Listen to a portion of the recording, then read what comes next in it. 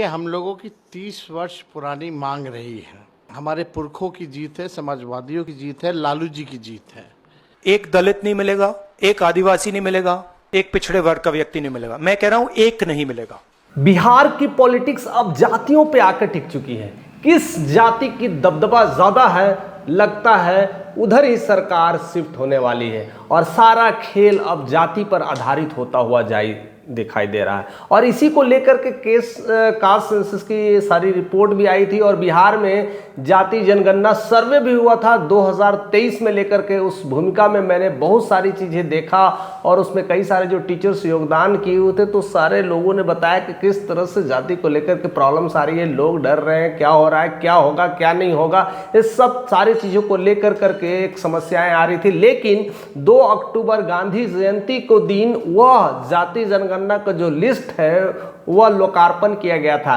यानी जो इंसान जाति के खिलाफ है, आप उसी दिन उनके वेलकम्स में जाति जनगणना रिलीज कर रहे हैं। ऐसा है हमारा देश और ऐसी है विडंबनाएं और ऐसा हो रहा है। और ख़ास बात अब बिहार की करें तो बिहार में जाति जनगणना को लेकर के यही सब सारी प्रक्रियाएं हो रही थी, क्योंकि इलेक्शन सर पे आया हुआ था। 2025 में इलेक्शन है, अब तो काफ़ी क्लोज का मामला तभी सरकार होगी जब बिहार में बीजेपी का मुख्यमंत्री हो चुका है। लेकिन 2023 में इसी के लिए सर्वे किया गया था, लेकिन उस सर्वे के नतीजे ने कई सारे लोगों को उलट पलट कर दिया था और कई सारे जो राजनीतिक नेता है इस बातों को समझ गए कि अब बिहार में राज करना है तो इन जातियों से समीकरण बढ़ाना पड़ेगा, अदरवाइज हमारा यहाँ से बोड़िया बिस्तर उठने वाला है। और इस बात को भली भांति समझते हैं जिसके लिस्ट से क्लियर डाटा निकल के आता है। ऐसे तो बिहार में जातियों की संख्या 1-2 नहीं है, 215 जातियाँ बिहार में एग्जिस्ट करती है। लेकिन कुछ जातियां हैं जिसकी बढ़ी चढ़ी मांग है, जाति कह सकते हैं, उनका दबदबा है और वही जातियां बिहार में राज करती है। उस सारे चीज़ों को आज हम खुलासा करेंगे और जानने की समझने की कोशिश करेंगे कि किस जातियों का दबदबा है और कौन जातियां किस तरह से बिहार में काफ़ी कुछ पकड़ बना रही है। सबसे पहले अब मोटा मोटी बात कर सकते हैं कि अत्यंत पिछड़ा वर्ग जो जाति है उसमें 36% लोग हैं, यानी 36% जितने लोग हैं उसे अत्यंत पिछड़ा वर्ग में आते हैं और 27% जो लोग हैं वो पिछड़ा वर्ग के आते हैं और जो 19% लोग हैं अनुसूचित जाति और 1.5 से 2% है अनुसूचित जनजाति के लोग आते हैं। ये मोटा मोटी इलेक्शंस के मैनिफेस्टेशन को लेकर के तैयार किया गया है, कह सकते हैं जाति जनगणना सीरीज है। लेकिन अगर इसी समीकरण को लेकर करके हम ऐड करके चले, अगर ओबीसी की कोई राजनीति करता है तो 63% वोट लेके चला जाएगा। दूसरा है ओबीसी और एससी एसटी को जो राजनीति करता है 80% वोट ले जाएगा, 84% वोट ले जाएगा। यानी सरकार बनाने में उनकी जबरदस्त इनिंग होगी। अब यहाँ सरकार को देखना है कि मैं किसकी राजनीति करूँ। अगर वह ओबीसी की राजनीति करता है, एससी एसटी की राजनीति करता है, तभी मामला हो सकता है। और कहीं ना कहीं नीतीश कुमार इस बातों को समझते थे। उनकी पूरी तरह से जो समीकरण है खास करके ओबीसी को लेकर करके है और ओबीसी का जो गढ़ है कहीं ना कहीं नीतीश के हाथों में चला जाता है। और दूसरा जो एससी एसटी है वो जीताराम मांझी के हाथों सौंप रखे हैं, यानी अपना ही सीटों में से जीताराम मांझी को देते हैं और इसी तरह से एससी एसटी का भी निशाना साध लेते हैं। यानी टोटल 84% का जो बहुमत है अपने कह सकते हैं कस्बे में, अपने कब्जे में जमाए हुए हैं और इसी वजह से ये कह सकते हैं पिछले 20 सालों से वह राजनीति की चर्चा में बने हुए हैं और राजनीति के पहचान बने हुए हैं और बिहार के मुख्यमंत्री भी बने हुए हैं, क्योंकि ये समीकरण समझ चुके हैं। हालांकि यह जो आंकड़ा था 1931 में एक बार हुआ था, उसके बाद से कोई इस तरह का कुछ खुलासा नहीं हुआ था, लेकिन बिहार सर्वे के बाद यह क्लियर हो चुका है और कहीं ना कहीं डर की भी प्रक्रिया है, क्योंकि इतना सालों के राज करने के बाद लोकप्रियता अप्स डाउन हो रही है। लेकिन अब मामला जो निकल के आ रहा है, एक और जो डाटा निकल के आ रहा है, उस डाटे को भी समझने की ज़रूरत है, वो है हिंदू और मुस्लिम को।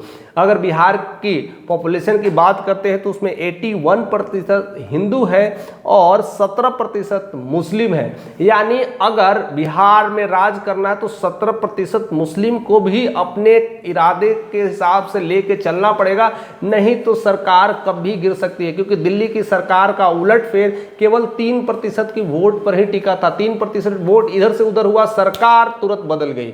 यानी 17% वोट भी मुस्लिम का एक बहुत मायने रखता है। और शायद इसी की राजनीति करते हुए, चाहे वो पक्ष हो चाहे वो विपक्ष हो, हर कोई शिरकत और नमाज पढ़ते हुए दिखाई देते हैं, क्योंकि उनकी बिना कभी न कभी वो कुर्सी अधूरी सी लगती है और इसलिए वहाँ पर भी वो पॉलिसी चलती है।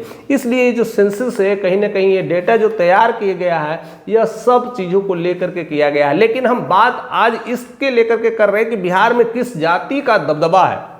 अगर देखा जाए तो सबसे जो बड़ा, जो कह सकते हैं सबसे बड़ा और सबसे छोटे का जो आंकड़ा है, उस सारे चीज़ों को समझने की कोशिश करते हैं। जो सबसे कम नंबर का जो प्रतिशत है मुसहर जाति के लोगों का है, जिसमें जीताराम मांझी की सरकार है, उनका 3% कम से कम वो वोट है, या 3% कह सकते हैं उनकी जनसंख्या है। यानी पॉपुलेशन के हिसाब से 3% जीताराम मांझी उसमें राजनीति कर सकते हैं, कुशवाहा भी करते हैं और चिराग पासवान भी आ जाते हैं, कभी कभी मुकेश सहनी भी आ जाते हैं। यानी ये सब 3% वोट के लेकर के तो आते हैं, इसमें भी तोड़ ममोड़ चल रहा है।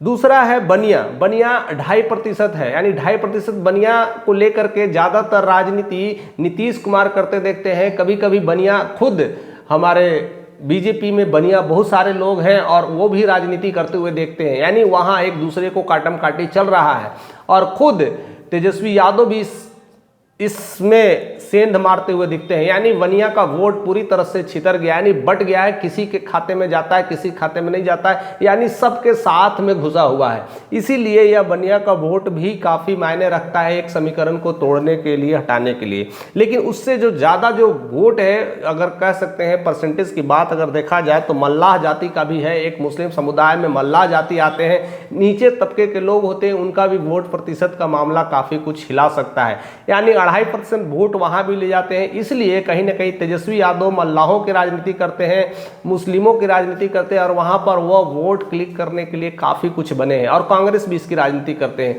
यानी आपस में एक बहुत बड़ा खेल है। इस खेल को समझने की कोशिश की जा रही है और सारे नेताओं कहीं ना कहीं इस खेल को समझ रहे हैं और सेंसिटिव डाटा के हिसाब से निकल करके आ रहे हैं। लेकिन कुछ नेता ऐसे हैं जिनका अपने कहते हैं ना कास्ट पर दबदबा है, और वही दबदबा की वजह से कुर्मी जो 3% जनसंख्या है, वो 3% कहीं ना कहीं अब नीतीश के ही खाते में जाते हैं। कुर्मी का डेडिकेटेड वोट होता है, वो उधर ही तरफ शिफ्ट होता है और इसी की वजह से कुर्मी अपने आप में कई सालों तक अपनी राजनीति की रोटियां सेक रहे हैं। और साथ साथ कुछ महिलाओं को भी वो पकड़ के रखते हैं। यानी नीतीश कुमार जो कुर्मी की राजनीति करते हैं उसमें तो अपना जात साथ है ही, और महिलाओं में उसमें सारे जातों को घसीटने का काम करते हैं। यानी सब जातों से कुछ न कुछ तोड़ के अपने ही पास ले आते हैं। इसीलिए दारूबंदी को लेकर के यह ऐसा भौकाल बनाया था और इससे जबरदस्त जीत भी मिली थी। लेकिन उससे अगर आगे हम बात करते हैं, भूमिहार की बात करते हैं, तो भूमिहार भी अभी जिस लेवल पे है, अगर बिहार में अगर स्थितियां कहें तो उनका भी 3% ही वोट है। यानी ज़्यादा कुछ कर नहीं पा रहे हैं। यानी वहाँ पर भी एक अलग तरह का राजनीतिक चल रहा, षड्यंत्र चल रहा है। यानी भूमिहार में भी कहीं ना कहीं अगर देखा जाए तो उसकी भी राजनीति करने वाले बहुत सारे लोग हैं, उसमें बीजेपी की घटक दल के सारे लोग हैं। तो वहाँ पर 3% वोट के लिए भी एक अलग राजनीति हो जाती है और भूमिहार का भी वोट एक बीजेपी की तरफ ही जाता हुआ दिखाई पड़ता है। यानी वहाँ पर उनका अपना एक दबदबा है, यानी वो भी अपना प्रतिशत वोट लेके चले जाते हैं। इधर कुर्मी यानी नीतीश कुमार भी अपना वोट लेके चले जाते हैं। और मुसहर में जो 3% वोट है, वहाँ पर जीताराम मांझी कहीं ना कहीं नीतीश के साथ सम्मेलन में लगे हुए हैं, तो वहाँ पर भी हो जाते हैं। कुछ मुकेश सहनी भी बनियागिरी में काम कर लेते हैं, तो उनका भी जो वोट है 2.5-3%। यानी हर कोई अपना इसीलिए दावेदारी खेल लेता है कि मुझे या तो डिप्टी सीएम चाहिए, नहीं तो बड़ा मंत्रिमंडल चाहिए, क्योंकि हमारे पास ऐसी समीकरण है, ऐसा वोट बैंकिंग है। लेकिन इससे भी ऊपर जो निकल करके आ रहे हैं वो ब्राह्मण हैं, और ब्राह्मण 4% वोट के साथ बहुत लीडिंग में चल रहा है। और वहाँ पर 4% जो आंकड़े निकल के आ रहे हैं ब्राह्मणों का, आने वाले टाइम में एक बड़ा कह सकते हैं समीकरण को उलट फेर करके रख सकता है। और इसी तरह से बीजेपी राजनीति करती है, उनका ब्राह्मणों का जो वोट है पूरी तरह से बीजेपी के ही खाते में जाते हैं, ना कि किसी और के खाते में जाती है। और इसीलिए बीजेपी अपना बढ़त बना रही है और पिछले 2020 के इलेक्शंस में काफ़ी कुछ अच्छा बढ़त बना चुकी थी और सेकेंड नंबर की पार्टी उभर के आ चुकी थी। लेकिन इस सारे समीकरण को तोड़ने के लिए एक और कास्ट बैठा हुआ है, वो none other than Yadav caste है। यानी यादव का तोड़ अभी किसके पास नहीं है। अगर यादव को देखा जाए तो वहाँ 14% बहुमत है, यानी 14% पॉपुलेशन है और उसको हिलाना अपने आप में एक चुनौती है। इसीलिए कहीं ना कहीं लालू यादव, कह सकते हैं तेजस्वी यादव का दबदबा ज़्यादा है और नंबर 1 बिहार की जो पार्टी है कहीं ना कहीं यादवों की पार्टी है और कहीं ना कहीं आरजेडी की पार्टी है और इसकी राजनीति करते तेजस्वी यादव दिखाई देते हैं और कहीं ना कहीं इसका फायदा भी हो रहा है। क्या आपको नहीं लगता है कि जिस तरह से नंबर 1 की पार्टी आरजेडी है, लालू यादव है, उसका सबसे बड़ा कारण है उनकी जाति कन वोट और 14% यानी बिहार में सबसे ज़्यादा वोट उनके ही खाते में है, यानी उनके ही समुदाय में है, उनके ही जातियों में है। तो 14% तो अपने आप में समीकरण रखते हैं, यानी सरकार बनाने के लिए अकेले दावेदारी रखते हैं। लेकिन कुछ मामला ऐसा सेटिंग कह सकते हैं उलटफेर हो जाता है जिसके वजह से उनको किसी न किसी की सपोर्ट की ज़रूरत पड़ती है और इसी में सारा मामला बिगड़ जाता है। लेकिन इस बार भारी पड़ने वाला है। लेकिन जो सेकंड लीडिंग कह सकते हैं, जो सेकंड लीडिंग है परसेंटेज के मामलों में, अगर कह सकते हैं पॉपुलेशंस के मामलों में, तो वो पासवान और चमार निकल के आ रहे हैं। यानी पासवान और चमार का भी वोट काफ़ी कुछ बढ़ चुका है, यानी 8% के साथ वो दूसरे नंबर की पार्टी में आ चुके हैं बिहार में। यानी वो इसलिए हमें लगता है कि चिराग पासवान भी अब दावे ज़बरदस्त कर रहे हैं और इसलिए उनके साथ जो रैली लगती है वह काफ़ी ज़बरदस्त रैली होती है और यही दोनों पार्टियां अभी ज़बरदस्त रैली में ज़बरदस्त फॉर्म में दिखाई दे रहे हैं। एक तरफ चिराग पासवान तो दूसरे तरफ तेजस्वी यादव, और यही दोनों पार्टियां फर्स्ट और सेकंड लीडिंग रोल में दिखाई दे रही है और दिखाई देने वाली हो सकती है, क्योंकि 2025 अब दिन दूर नहीं है, जो इलेक्शंस होने का कुछ महीने रह गए हैं और इसी महीने में बहुत कुछ परिवर्तन देखने को मिलता है। इसलिए इस दो नेताएं जहां भी जाते हैं एक जबरदस्त जन सैलाब लाते हैं, जहां भी जाते हैं एक नया हुजूम लाते हैं, क्योंकि इनका अपना एक वोट बैंकिंग है, इनका अपना एक जातिगत समीकरण है। इनके जात वाले अपने आप वहां पहुंच जाते हैं, बिन बुलाए मेहमान की तरह वहां चले जाते हैं और इसीलिए जबरदस्त हुजूम लगता है, जबरदस्त मेला सा लगता है। और इसलिए बिहार के सबसे बड़े नेता के रूप में या तो तेजस्वी निकल करके आते हैं और नहीं तो चिराग पासवान निकल के आते हैं। और इसीलिए इसी कारण से बीजेपी ये चाहती है कि कम से कम ये जो चमार जाति का वोट है और जो पासवान का वोट है हमारे खातों में चला जाए। इसलिए मोदी भक्त हनुमान जो चिराग पासवान अपने आप को समझते हैं कि हम बड़ा काम कर रहे हैं, लेकिन बड़ा काम तो कोई और कर रहा है, वो कोई ब्राह्मण और बनिया कर रहा है जिनकी वोट बैंकिंग नहीं है, लेकिन आपके बड़ा बड़ा वोट है उसको भी समेटने का काम कर रही है। इसलिए बीजेपी लीडिंग हो जाती है जब चिराग पासवान उनके हाथ चले जाते हैं, जब जीतन राम मांझी उनके हाथ चले जाते हैं, जब उपेंद्र कुशवाहा उनके हाथ चले जाते हैं। इसीलिए वो यादवों से टक्कर दे देते हैं और यादवों की कह सकते हैं खटिया खड़ी कर देते हैं और बड़ी पार्टी होने के बावजूद भी यादव सरकार नहीं बना पाती है। और यही मामला अब निकल करके आ रहा है कि बिहार में कैसा होने वाला है खेल, क्योंकि जातियों का जो समीकरण तैयार हो रहा है और जातियों का जो समीकरण और लेखा जोखा का जो लड़ाई चल रहा है, उस लड़ाई में कौन बाजी मार जाएगा, कौन पीछे रह जाएगा। इसलिए बिहार में एक सबसे बड़ा जो खेल है वो जाति का खेल है और यहाँ जाति ही जीतती है और जाति का ही दबदबा रहता है। इसी को लेकर के बिहार में राजनीति चल रही है और पिछले कई सालों से चल रही है।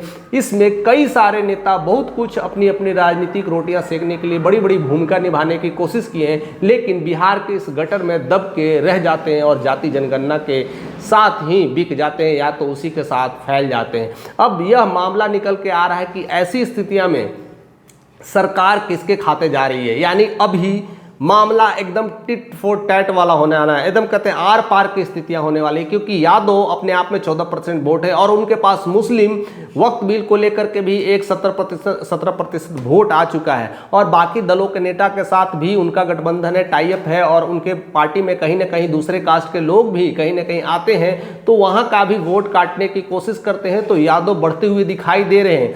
इसीलिए बीजेपी चाहती है कि हम कोलैबोरेशन करें, बिहार में ज़्यादा से ज़्यादा लोगों से कोलैबोरेट करें और नीतीश का कोलैबोरेशन, कहीं ना कहीं चिराग का कोलैबोरेशन, उपेंद्र कुशवाहा का कोलैबोरेशन और ऐसे कई सारे जो पार्टी, जो निर्दलीय पार्टी है, उनका कोलैबोरेशन लेकर के बीजेपी एक बड़ी पार्टी बनाने की घोषणा में है और इसी तरह से सरकार बना सकती है। अदरवाइज अकेले में तो तेजस्वी यादव ज़्यादा भारी पड़ते दिखाई पड़ रहे हैं। फिलहाल आप क्या सोचते हैं कि क्या कुछ होने वाला है? यह लड़ाई आर पार होगा या तेजस्वी आगे निकल जाएंगे कि चिराग निकल जाएंगे या बीजेपी इन सारी मोर्चों के साथ एक नई तरह की पॉलिटिक्स खेल जाएगा और नीतीश कुमार अपना घंटी बजाते रह जाएंगे? ये सब कुछ अब महज कुछ महीने की देर में सारा पिटारा खुलने वाला है। तब तक के लिए आप दिले थाम करके बैठे रहिए और चैनल पे नए तो सब्सक्राइब करिए, क्योंकि ये सारे जड़ की जो फसाद है सब कुछ मैं सामने ला के रखने वाला हूं।